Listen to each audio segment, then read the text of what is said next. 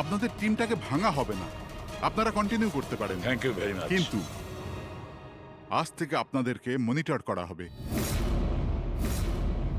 আপনাদের সমস্ত কেস একজন সুপারভাইজিং অফিসার মনিটর করবে, যাকে আমরা নিয়োগ করেছি।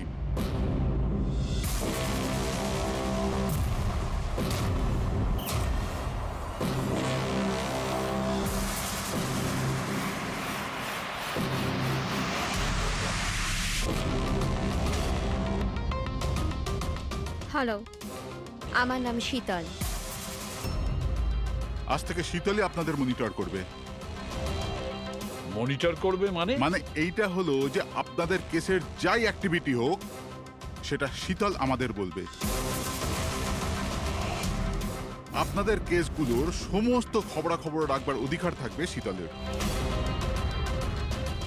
আপনাদের টিম আগে থাকবে কি থাকবে না এটাও আমরা শীতল ম্যাডামের রিপোর্টের পর সিদ্ধান্ত নেব। দেখুন, আজ পর্যন্ত আপনারা যা চেয়েছেন করেছেন, কিন্তু এখন সিচুয়েশন বদলে গেছে। আজ থেকে আপনাদের সমস্ত কেসে শীতলকে ইনভলভ করতে হবে।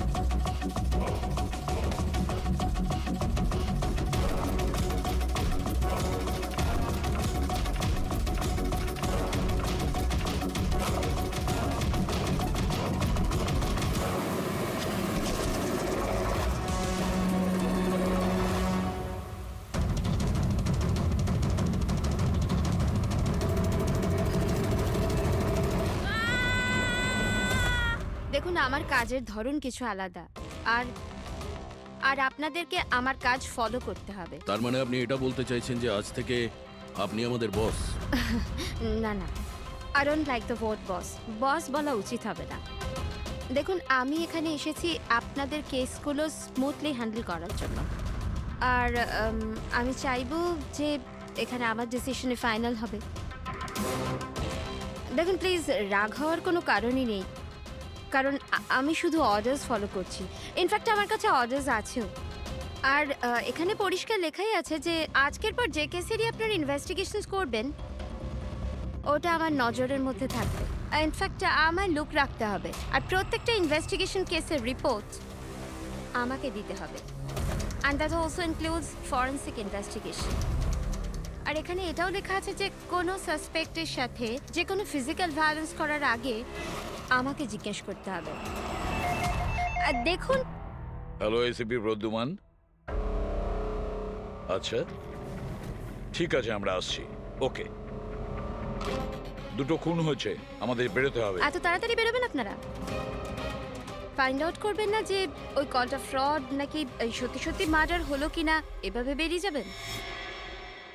শীতল দেবী, আপনার কথা ভালো লেগেছে, কিন্তু ব্যাপারটা হলো দুটো খুন যেখানে হয়েছে আমাদের তাড়াতাড়ি সেখানে যেতে হবে। হ্যাঁ, আপনাকে সব রিপোর্ট আমরা পাঠিয়ে দেব। আপনাকে তো রিপোর্ট করতে হবে। Let's go.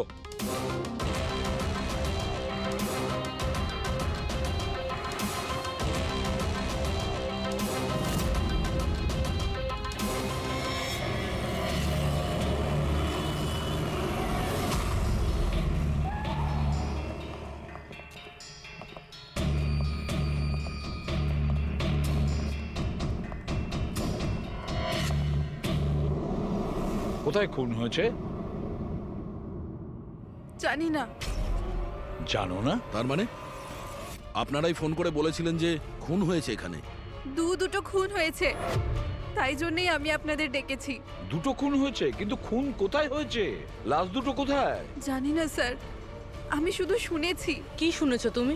চিৎকার চেঁচামেচির আওয়াজ? না, আমি সব কিছু শুনেছি, দেখেওছি, কিন্তু আমি ওখানে ছিলাম না। স্যার, ও কোনো বাজে স্বপ্ন দেখেছে, তাই এই সব কথাবার্তা দেখুন বলছে। ম্যাডাম, স্বপ্ন নয়, আমি খুন হতে দেখেছি। কবে কখন কোথায় সেটা আমি জানি না, কারণ আমি ওখানে ছিলামই না। যখন আপনি ওখানে ছিলেনই না তাহলে আপনি এই খুন হতে দেখলেন কি করে? এই টিউনের মাধ্যমে।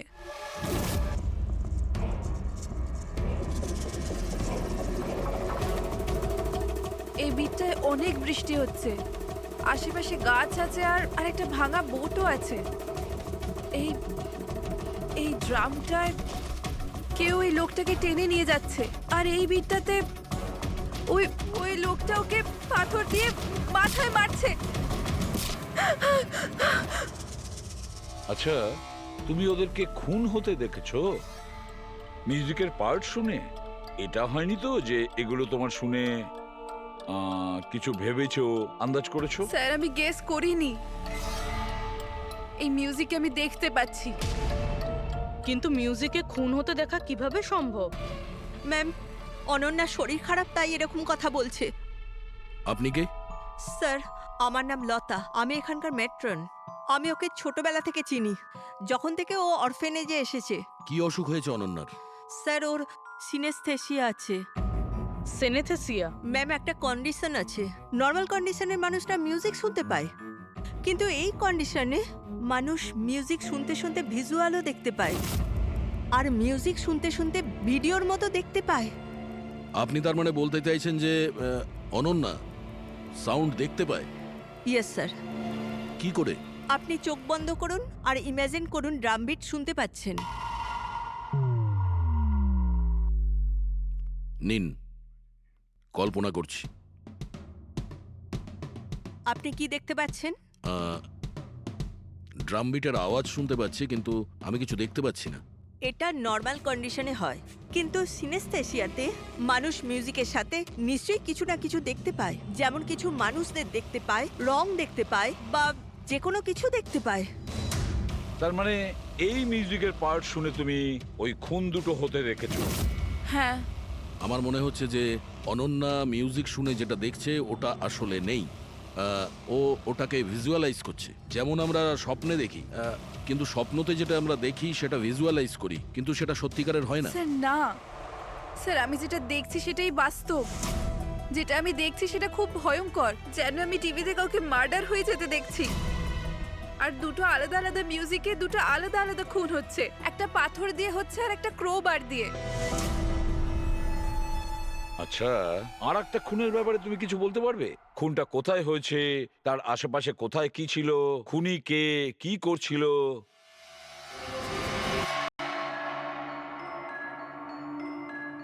আশেপাশে পাহাড় আছে, একটা লোক নিচে পড়ে আছে, নিজেকে বাঁচানোর চেষ্টা করছে। স্যার, ও এসে গেছে, এসে গেছে স্যার। ওকে মারছে ক্রোবার দিয়ে। স্যার, বারবার মেরে যাচ্ছে। ব্যাস, খুনির ফেস তুমি দেখোনি। ঠিক আছে, আমরা এই কেসের ইনভেস্টিগেশন করব। স্যার, আমি এরকম কেসের ব্যাপারে তো শুনিনি। কিন্তু পুরবী যেভাবে ও ডিটেলসে আমাদের গল্পটা বলছিল, সন্দেহ হচ্ছে আমার সত্যি ঘটনা বলছে না তো। স্যার, আমার কিছু মনে আসছে, যেরকম এই মেয়েটা বললো এরকম আমি কোথাও পড়েছিলাম স্যার। কোথাও পাথর দিয়ে খুন করা হয়েছে। তাহলে একটা কাজ করো দয়া, ক্রাইম ব্রাঞ্চে খোঁজ নাও যে এরকম দুটো কেস হয়েছে কিনা। Okay sir? স্যার, যেরকমটা আপনি বলেছিলেন ঠিক এরকমই কেস 2 মাস আগে পুনেতে হয়েছিল। তাকে পাথর দিয়ে হত্যা করা হয়েছিল। আর যা ক্রোবার দিয়ে মার্ডার পানভেলে হয়েছিল এই ধরুন 6 মাস আগে। তো সেগুলোর ফাইল এনেছেন এখানে? Yes. Yes, yes. Sir sir, এই কেসগুলো। আর এটা হলো Panvel murder case file. Panvel, ঠিক আছে, থ্যাংক ইউ ভেরি মাচ। আপনারা যেতে পারেন।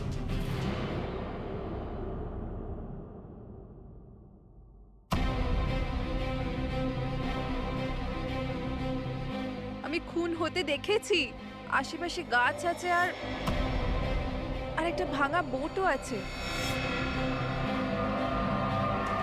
যেটা ভিজুয়ালে দেখেছিল সেটা একদম হুবহু ওই রকম স্যার। তার মানে ও যা বলছে তার সঙ্গে মিলে যাচ্ছে। অদ্ভুত ব্যাপার স্যার, এই দুটো ঘটনার কথা আজ মিউজিক শুনে অনন্যা ভিজুয়ালাইজ করেছেন, কিন্তু এই দুর্ঘটনা দুটো একটা 6 মাস আগে আর আরেকটা তো 2 মাস আগে হয়েছে। এটি কিভাবে সম্ভব? যে মেয়েটা এই ক্রাইম সিনে ছিলই না, সে সব কিছু ভিজুয়ালাইজ কি করে করলো? আমি মানি না। আর বাই দ্য ওয়ে, এই সিনিস্থেসিয়া কি? আসলে এটা বোঝানো খুব কঠিন, কিন্তু আমি চেষ্টা করছি বোঝানোর। দেখুন, ব্যাপারটা হচ্ছে যখন আপনি কোনো বিশেষ জিনিসের ঘ্রাণ নেন, তখন তার সঙ্গে জড়িত সমস্ত স্মৃতি আপনার মনে আসে। এটা ধরুন কোনো বিশেষ ব্যক্তি বা কোনো বিশেষ জায়গা, সবকিছু ধরে নিতে পারেন যে এই গন্ধ এক প্রকার আপনার মেমারিকে ট্রিগার করে, কিন্তু এটা শুধুমাত্র সিনিস্থেসিয়ার কন্ডিশনই হতে পারে। এই কেসে সুগন্ধর জায়গায় কোনো মিউজিকে পেয়ে গেছে। এক্স্যাক্টলি। এবার দেখুন, মেয়েটি একটা বিশেষ ধরনের মিউজিক শুনেছে। ওই মিউজিকটার একটা বিশেষ জায়গায় একটা বিশেষ ধরনের প্রিলিউড ব্যবহার করা হয়েছে, যেটা ওকে একটা গাছের স্মৃতি মনে করিয়ে দেয়। আর আরেকটা ইনস্ট্রুমেন্টেও লোকটাকে দেখেছিল। এক্স্যাক্টলি। বাস আমার মনে হয় খুনি এই খুনের ঘটনাটাকে কোনো বিশেষ পদ্ধতিতে মিউজিকে কনভার্ট করেছে। মানে হচ্ছে যখন মিউজিক বাজে তখন ওই ঘটনার সঙ্গে জড়িত সমস্ত জিনিস, সমস্ত জায়গা স্মৃতিকে আলোড়িত করে। কিন্তু এই সমস্ত কিছু সেই ভিজুয়ালাইজ করতে পারে যার সিনিস্থেসিয়া রোগ আছে, অন্য কেউ নয়। আর এটাই ওই অরফানেজের মেট্রনও বলেছে। আপনাদের কাছে এইসব কিছু অদ্ভুত লাগছে না? যাই হোক, কেস সলভ করা আমাদের কাজ। স্যার হতে পারে এই খুনিরও এই সিনেস্থেসিয়ার অসুখ আছে, আর ওই এই মিউজিক রেকর্ড করেছে, কারণ এই মার্ডার আর ক্রাইম সিনের ব্যাপারে ওই জানে। কিন্তু জানতে কি করে পারবো যে এই মিউজিকটা কম্পোজ করে ইন্টারনেটে কে আপলোড করলো? আর সেটা খুঁজবোই বা কি করে স্যার? ফেডরিক, ইন্টারনেট খোলো, দেখো ইন্টারনেটে এই পার্টিকুলার মিউজিক পিসগুলো যেগুলো দুটো কেসে আছে সেগুলো কোথাও আছে কিনা।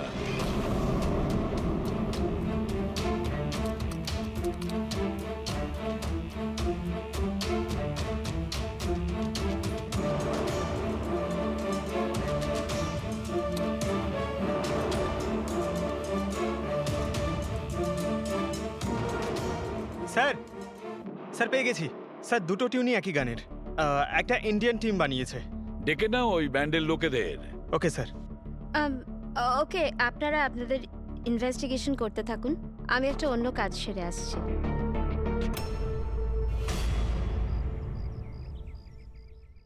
অনন্যা, আমার নাম শীতল। আমার তোমার সাথে কিছু কথা বলার ছিল। আমরা কি কথা বলতে পারি? অনন্যা, দেখো অনন্যা, আই প্রমিস বেশি সময় নেব না, ব্যাস 5 মিনিট।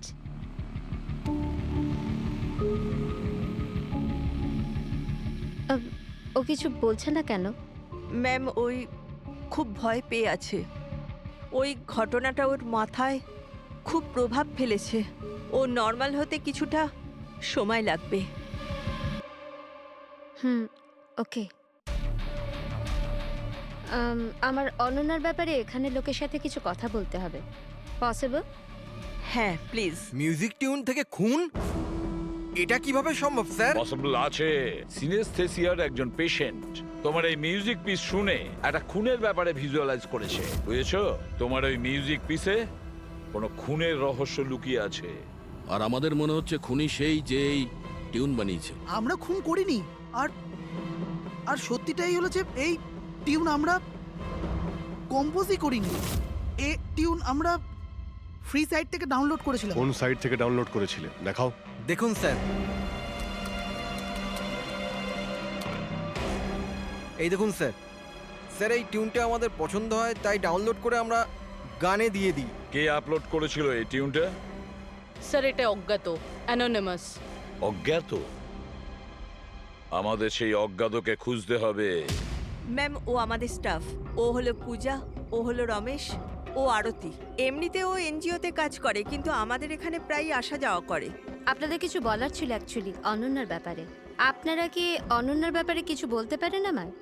যেমন ও কোথা থেকে এসেছিল, কবে এসেছিল, আর ওভারঅল অরফানেজে অনন্যার ব্যবহার কেমন? অনন্যা খুবই অদ্ভুত মেয়ে, সব সময় যেন ডিস্টার্ব থাকে। ও এখানে কবে এসেছিল? ছোটবেলা থেকেই, কিন্তু ওকে ভিন্ন ভিন্ন দুবার লোকে অ্যাডপ্ট করেছিল, কিন্তু জানি না কেন কিছুদিন রাখার পর আবার এখানে এসে ফিরিয়ে দেয়। কেন? এর কারণ? নিশ্চয়ই ওর খারাপ ব্যবহারের জন্য, ওর মাঝে মাঝে ঝগড়া করার জন্য, মাঝে মাঝে ভায়োলেন্ট হয়ে যেত। ব্যাস এই অভ্যেসটা ওর ছোটবেলা থেকেই ছিল। কি ভুলভাল বলছো তুমি? অনন্যা এমন নয়, এসব ভুল বলছে। ম্যাম সত্যি আমি এখানে প্রায়ই আসা যাওয়া করি, কিন্তু কখনো অনন্যাকে এমন আচরণ করতে দেখিনি। ও সবই ভুল বলছে। তো তাহলে সত্যিটা কি? সত্যিটা এটাই, অনন্যা ছোট থেকে খুব কষ্টে বড় হয়েছে। হ্যাঁ, এর জন্য কখনো কখনো ও অদ্ভুত ব্যবহার করে থাকে। অদ্ভুত ব্যবহার নয় ম্যাডাম, এটা ভেবে নিন অনন্যাকে যদি কেউ ক্রস করেছে তাহলে ওর সাথে দুর্ঘটনা হবেই হবে। এই তো আগের মাসে অরফানেজের বাচ্চাদের সাথে কি হয়েছিল মনে নেই নাকি? কেন ভুলভাল বলছো? কি হয়েছিল বলো? ম্যাম, আগের মাসে একটা বাচ্চার ফুড পয়জন হয়ে গেছিল, আর ওই দিনই ওর ঝগড়া অনন্যার সাথে হয়েছিল। আচ্ছা, তার মানে তুমি বলছো যে এটা অনন্যা করেছে? হ্যাঁ। ভেবে চিন্তে কথা বলো রমেশ, খুবই বাজে কথা বলছো অনন্যার নামে। মেট্রন, অনন্যাকে অরফানেজ থেকে দুটো ফ্যামিলি অ্যাডপ্ট করেছিল, কিন্তু তারা ফেরত পেয়ে যায়। এর পিছনে কোনো কারণ তো থাকবেই, হয়তো অনন্যারই কোনো দোষ ছিল, খামতি ছিল। আমি মানতে পারলাম না। এনিওয়ে, অনন্যার ব্যাপারে কি কোনো ফাইল আছে যেখানে ওসব ডিটেলস আছে? সেটা কি আমি দেখতে পারি? হ্যাঁ, নিশ্চয়ই।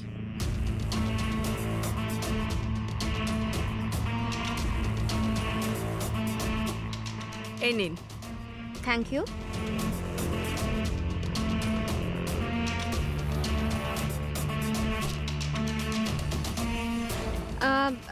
থ্যাংক ইউ মেট্রন, কিন্তু আমাকে এখনই বেরোতে হবে। আচ্ছা, আমি এই ফাইলটা কদিন বাদে ফেরত দিলে কি চলবে? হ্যাঁ।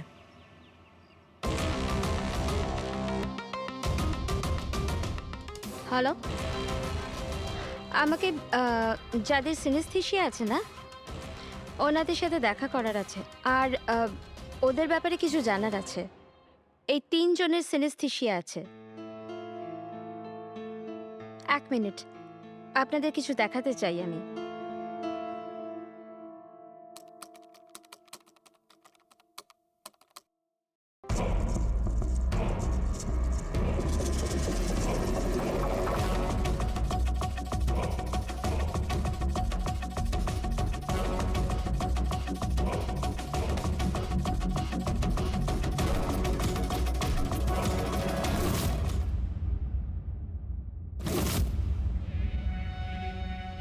এখন আপনি বলুন, আপনি এই টিউনটা শুনে কি ভিজুয়ালাইজ করলেন?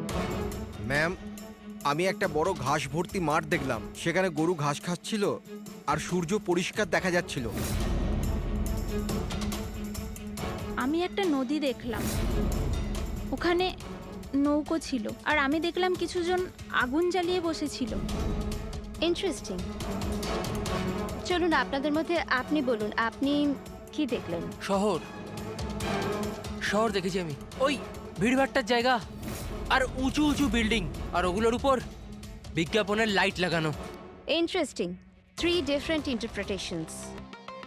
ভালোই হলো, আপনারা দেখলেনও আর নিজেদের কানে শুনলেনও। 3 জন যাদের সিনেস্থেশিয়া আছে তারা একই টিউন শুনেছিল, কিন্তু 3টে আলাদা ভিজুয়ালস দেখলো।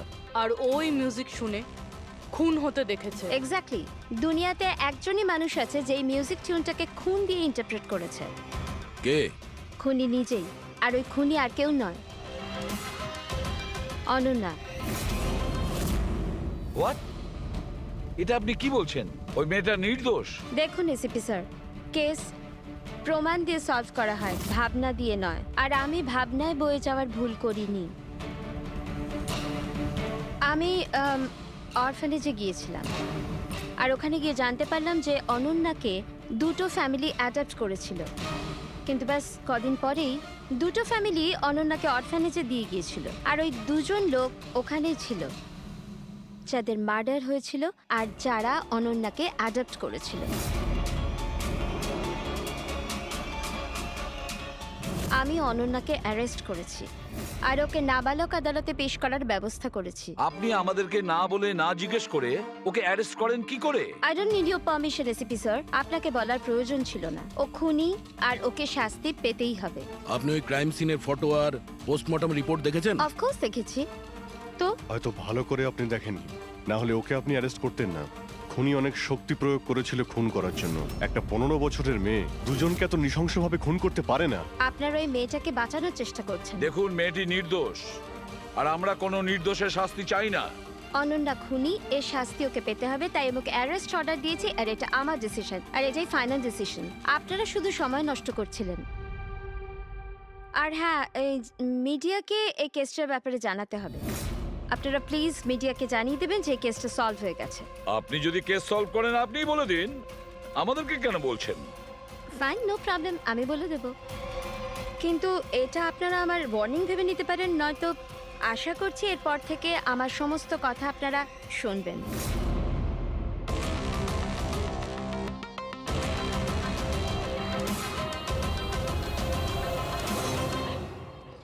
আপনারা এটা জেনে খুবই খুশি হবেন যে এই কেসটা সলভ হয়ে গেছে। ম্যাম, কে খুনি?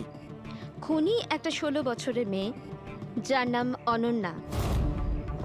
বেশ কিছুদিন ধরেও আমাদের সবাইকে বোকা বানিয়ে দিব্যি ঘুরছিল, কিন্তু আমি ওকে অ্যারেস্ট করে নিয়েছি। ম্যাম, এই কেসটা অনেক পুরনো না? হ্যাঁ, এই কেস বেশ পুরনো ছিল। ইনফ্যাক্ট বেশ কিছুদিন ধরে ওটা ক্রাইম ব্রাঞ্চের খরচের খাতায় পড়েছিল, কিন্তু সিআইডি যখনই টেক ওভার করলো 24 ঘন্টায় কেস সলভ। তো ম্যাম, আপনিও সিআইডির একজন? আগে হ্যাঁ, আমি আজই সিআইডি টিম জয়েন করেছি অ্যাজ দ্য সুপারভাইজার। আর জয়েন করতেই একদিনে কেস সলভ হয়ে গেল। যদি এই কেস অনেক সময় থেকে ঠান্ডা হয়েছিল, সিআইডি তাহলে কেন টেক ওভার করেনি এটাকে? কারণ এই টিমে আগে আমি ছিলাম না, এই জন্যে। কিন্তু ম্যাম, অন্য অনেকে তো ছিল টিমে। হ্যাঁ, এনারা প্রায় 20 বছর ধরে আছেন আর মামলা তদন্ত করতেই থাকেন, কিন্তু আসলে ওনারা কখনো কখনো ভাবুক হয়ে যান। আর কোনো কেসে ভাবুক হওয়া মানে ইনভেস্টিগেশন থেমে যায়। ইনভেস্টিগেশনের জন্য কেবল লজিকের দরকার, যেটা আমি করেছি, আর কেস সলভ হয়ে গেছে। এক মিনিট, আমি আপনাদের ভুল ধারণা শুধরে দিচ্ছি। আসলে এই কেসটা এখনো পুরো সলভ হয়নি। হয়নি? এই তো একটু আগে বললো যে কেস সলভ হয়ে গেছে। স্যার, এই কেসে আর কি বেঁচে আছে? খুনি তো ধরা পড়ে গেছে। একদমই না, খুনিকে আমরা এখনো ধরতে পারিনি। কিন্তু ম্যাডাম তো বলছেন যে খুনি ওই মেয়েটাই। এরকম ম্যাডামের মনে হচ্ছে। আমাদের ইনভেস্টিগেশনের হিসেবে হয়তো ওই মেয়েটা নির্দোষ। স্যার, তাহলে আসল খুনি কে? ইনভেস্টিগেশন চলছে, খুব তাড়াতাড়ি আপনাদের সামনে সত্যিটা চলে আসবে। I am sorry, no more questions. সময় নেই আর। Thank you so much for coming. Thank you. আপনাদের সাহস কিভাবে হয় এই মিডিয়ার সামনে আমাকে ইনসাল্ট করার? আপনাদের এই ব্যবহারটা আমি দেখে নিলাম, and trust me, there will be consequences. খুব দ্রুত আমাদের খুনিকে ধরতে হবে, না হলে শীতল পদে পদে আমাদের বাধা দেওয়ার চেষ্টা করবে। অভিজিৎ, প্রথমে এটা খোঁজ নিয়ে দেখতে হবে যে ও যে সময় খুন হয়েছিল তখন ও কোথায় ছিল। আমাদের একটা টিম পুনে পাঠাতে হবে এই কেসটাকে তদন্ত করার জন্য, আর আরেকটা টিম পাঠাতে হবে পানভেলে। আপনারা এটা জেনে খুবই খুশি হবেন যে এই কেসটা সলভ হয়ে গেছে। খুনি একটা 16 বছরের মেয়ে। ইনফ্যাক্ট বেশ কিছুদিন ধরে ওটা ক্রাইম ব্রাঞ্চের খরচের খাতায় পড়েছিল, কিন্তু সিআইডি যখনই টেক ওভার করলো 24 ঘন্টায় কেস সলভ।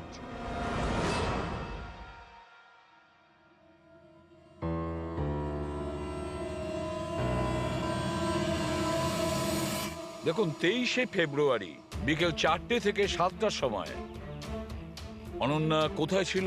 সাধারণত তখন বাচ্চারা বাইরে যায় খেলতে, আর 9টার মধ্যে চলে আসে। আচ্ছা, অনন্যা অরফানেজ গিয়েছিল না বাইরে? না স্যার, অনন্যা এখানেই ছিল আর কোথাও যায়নি। এটা আপনি এত জোর গলায় কি করে বলছেন? এর জন্যই বলছি, কারণ আমার অনুমতি ছাড়া কোনো বাচ্চা বাইরে যেতে পারে না। কিন্তু কখনো কখনো অনন্যা কয়েক ঘন্টার জন্য অরফানেজ থেকে উধাও হয়ে যেত। এটাও তো বলো ওনাদের। স্যার, ও মিথ্যে বলছে। ও অনন্যাকে হিংসে করে। আমি কেন অনন্যাকে হিংসে করব? তাহলে ওকে বদনাম কেন করছো? আমাদেরকেও বলেছে এখানে কিছু কিছু লোকের পেছনে লাগে। স্যার, আমি শুধু অনন্যার ব্যাপারে আপনাদের খোঁজ খবর দিচ্ছিলাম। তাহলে এটাও বলো না যে আগের বছর অনন্যা তোমার নামে কমপ্লেন করেছিল। এর বিরুদ্ধে কেন? স্যার ও এখানের বাচ্চাদের মারতো। অনন্যা ওর নামে কমপ্লেন করেছিল, সাসপেন্ডও হয়েছিল। তখন থেকে অনন্যাকে ঘৃণা করে। অনন্যাকে ওই মিউজিক পিস শুনতে কে বলেছিল? স্যার ইনি। হ্যাঁ স্যার, অনন্যা মিউজিক পছন্দ করতো। অনেকবার ওকে নানা ধরনের গান শুনতে দেখেছি। এর জন্য ওকে আমি মিউজিক শুনতে দিতাম। বুঝতে পারিনি এতে প্রবলেম হয়ে যাবে। আচ্ছা, আপনাদের মধ্যে কি কেউ মিউজিক ইনস্ট্রুমেন্টস বাজাতে জানেন? স্যার আমি পিয়ানো বাজাতাম। স্যার আমিও পিয়ানো বাজাই।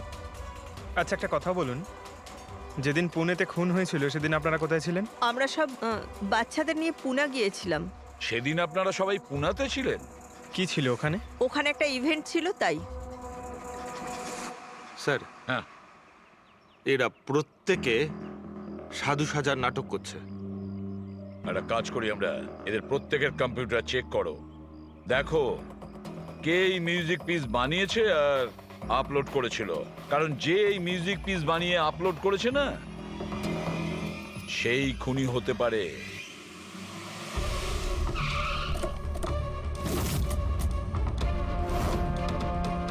এই মেয়েটা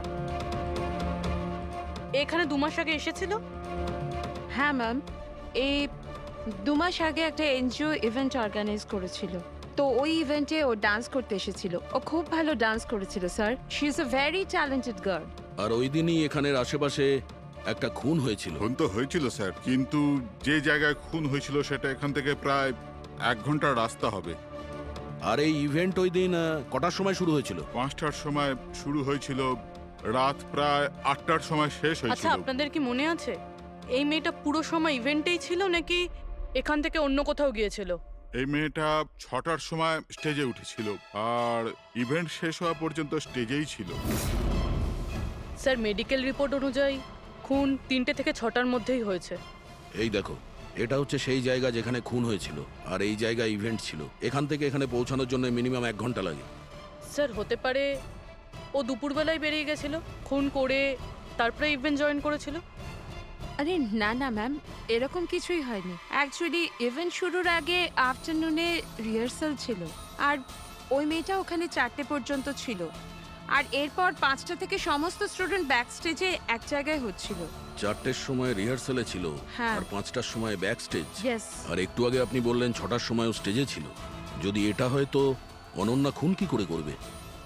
আর যদি অনন্যা খুন না করে থাকে তাহলে খুন করলোটা কি? সমস্ত রিপোর্ট আর এভিডেন্স তৈরি করার পর আমার মনে হচ্ছে যে অনন্যা নির্দোষ। আপনার কোনো অবজেকশন? No your honour. কিন্তু স্যার এনার কাছে পুনে মার্ডার কেসের এভিডেন্সের রিপোর্ট আছে। পানভেল মার্ডার কেসে নির্দোষ প্রমাণ করার কোনো এভিডেন্স বা কোনো রিপোর্ট নেই।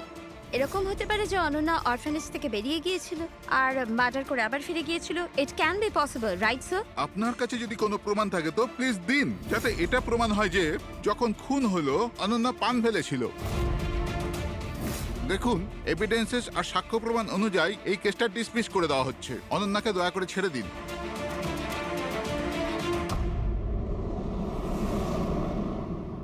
হ্যাঁ শাহরুখে, কি জানতে পারলে? হ্যাঁ বস, বস ধরে নাও এই কেসটা সলভ হয়ে গেছে। শীতল আমাদের ডেমনস্ট্রেট করে দেখিয়েছিল যে সিনিস্থেসিয়ার দুটো আলাদা আলাদা রোগী একই ধরনের মিউজিক শোনার পরে আলাদা আলাদা ইন্টারপ্রিট করে থাকে। হ্যাঁ বস, আমি আমার বন্ধুর থেকে সবকিছু জেনেছি, যে এই ব্যাপারে এক্সপার্ট। ও আমাকে অন্য কথা বললো। নতুন কি আপনি জানতে পেরেছেন? এমন দুজন ব্যক্তি যারা সিনিস্থেসিয়ারই পেশেন্ট, এক ধরনের মিউজিক শোনার পরেও একই ধরনের রিয়াক্ট করে। এটা কিভাবে হতে পারে স্যার? হতেই পারে পুরবি। যদি দুজন রোগীর মধ্যে রক্তের সম্পর্ক থাকে তাহলে হতে পারে।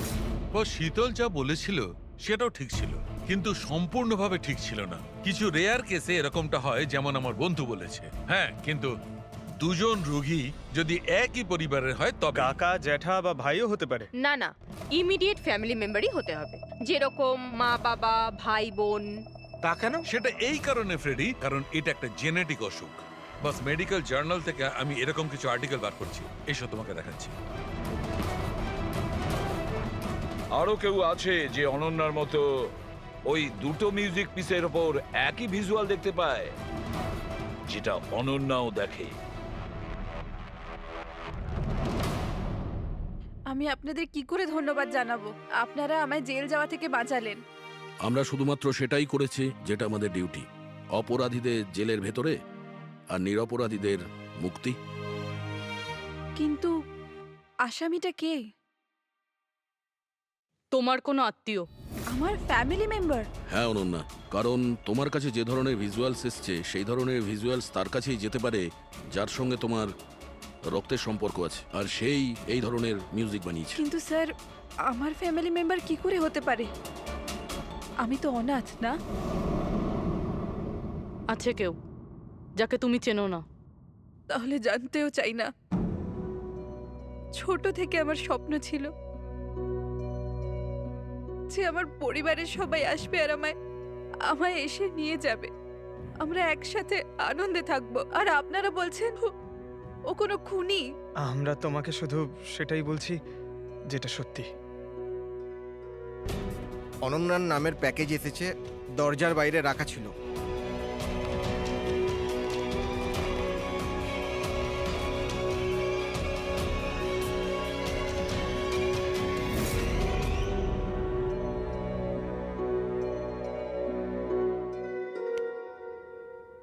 Pen drive?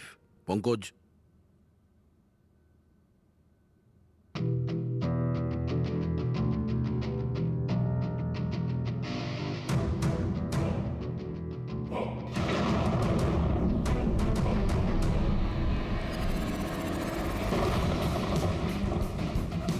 আমি বাড়ি দেখতে পাচ্ছি, খুব বিদ্যুৎ চমকাচ্ছে।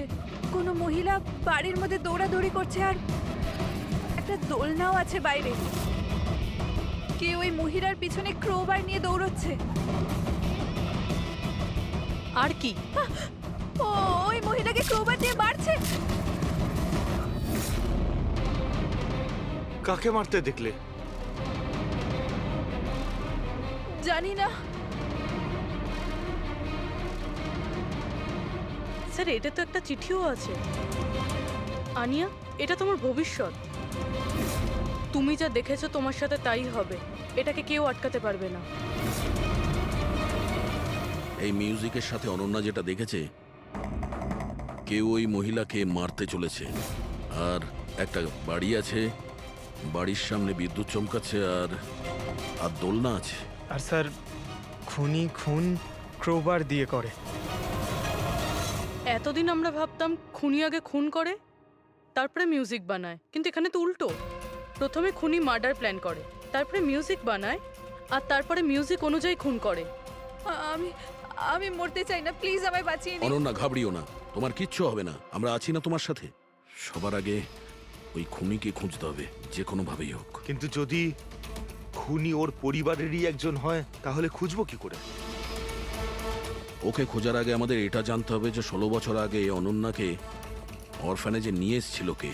হয়তো জানতে পারে অনন্যার ফ্যামিলি সম্পর্কে। আপনাদের কিছু মনে আছে কে ছিল যে অনন্যাকে এখানে রেখে গেছে?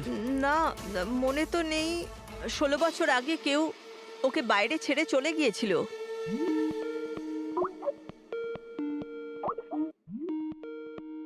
শীতল ম্যাডামের ফোন, ভিডিও কল করছে। হ্যালো, আমি বাস এটাই বলার জন্য ফোন করলাম যে ওই মেয়েটাই খুনি। সময় নষ্ট করবেন না আপনারা, প্লিজ ওকে গ্রেপ্তার করুন। শীতল ম্যাডাম, কোর্ট তার সিদ্ধান্ত জানিয়ে দিয়েছে, আর কোর্টের কি সিদ্ধান্ত সেটা আপনিও শুনেছেন। এই কোর্টের চক্করে আপনারা সময় নষ্ট করছেন। প্লিজ, আপনারা ভুল আর আপনাদের এটা মেনে নিতেই হবে। স্যার, স্যার, এটা সেই বাড়ি। ওই বাড়ি? কোন বাড়ি? আমি এই মাত্র যেটা দেখলাম, ওই যেখানে খুন হতে চলেছে, ওই ওই গাছ, দোলনা, এটাই ছিল স্যার। কোন জায়গার কথা বলছে মেয়েটা? শীতল ম্যাডাম, এখন আপনি কোথায় আছেন? আমি এখন আমার বাড়ির বাইরে। আর কোথায় থাকবো? আপনার প্রাণের সংশয় আছে। কি বলছেন আপনি অফিসার? আমার প্রাণ বিপদে, আমাকে কে মারবে? দেখুন শীতল ম্যাডাম, উনি আপনাকে মারার জন্য মিউজিক কম্পোজ করেছে, যেটাও আমাদের পাঠিয়েছে, আর ওই মিউজিকের হিসাবে আপনার ঘরের কি লোকেশন। বাচ্চাদের মতো কথা বলছেন অফিসার? আমাকে ভয় পাওয়ানোর জন্য সব করছেন না, আর আমি ভয় পাচ্ছি না। আর আমাকে সব বলছেন আপনাদের কেসের পথে আমি বাধা টানি। শীতল ম্যাডাম, এই ব্যাপারে আমরা পরেও কথা বলতে পারবো। আমার কথা মন দিয়ে শুনুন। আপনি ইমিডিয়েট বাড়ির ভেতরে যান আর দরজা জানলা সব বন্ধ করুন। আর আমরা যতক্ষণ না ওখানে পৌঁছই, আপনি কারোর কথায় দরজা খুলবেন না। মানে? আমি আপনাকে পরে বোঝাবো, এখন আমি আপনাকে যেটা বললাম সেটা করুন।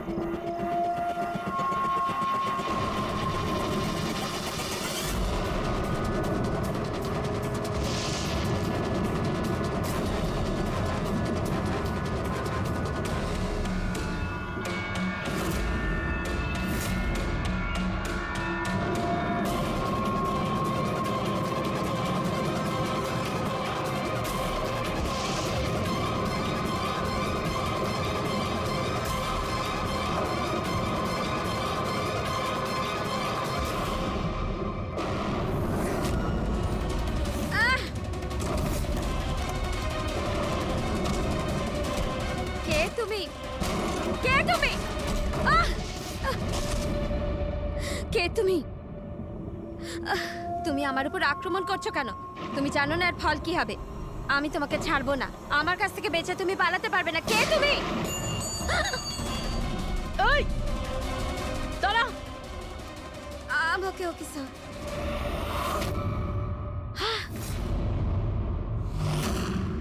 আরতি তুমি? স্যার আমিও পিয়ানো বাজাই। শীতল ম্যাডাম, আমরা আপনাকে আগেও বলেছিলাম অনন্যা খুনি নয়।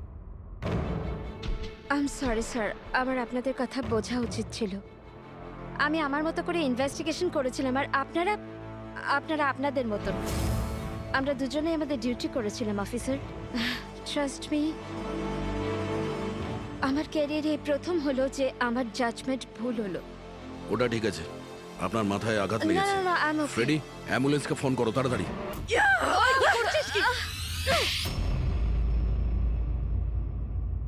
শীতল ম্যাডামের ওপর হামলা করেছো কেন তুমি? আমার মেয়েকে বাঁচানোর জন্য। কোন মেয়েকে বাঁচানোর জন্য? অনন্যাকে। অনন্যা আমার মেয়ে হয়। শীতল তাকে জেলে পাঠাতে চলেছিল। এই জন্য আমি ওকে শিক্ষা দিতে চেয়েছিলাম। আর খুন কেন করেছো? 17 বছর আগে যখন আমি প্রেগনেন্ট ছিলাম, আমার স্বামী আমাকে মানসিক হসপিটালে পৌঁছে দিয়েছিল, কারণ আমি মানসিকভাবে অসুস্থ ছিলাম। ওখানে আমি 15 বছর ছিলাম। কিন্তু কিন্তু কি? কিন্তু আমার স্বামী আমার মমতার গলা টিপে দিয়েছিল। কি করে? অনন্যা ওখানেই জন্মেছিল, কিন্তু ওকে আমার কাছ থেকে ছিনিয়ে নিয়েছিল। 15 বছর পর আমি বাইরে এলাম, তখন আমি জানতে পেরেছিলাম যে আমার স্বামী মারা গেছে, কিন্তু অনন্যা কোথায় আছে আমি জানতাম না। ও বেঁচে আছে কি নেই সেটাও আমি জানতাম না।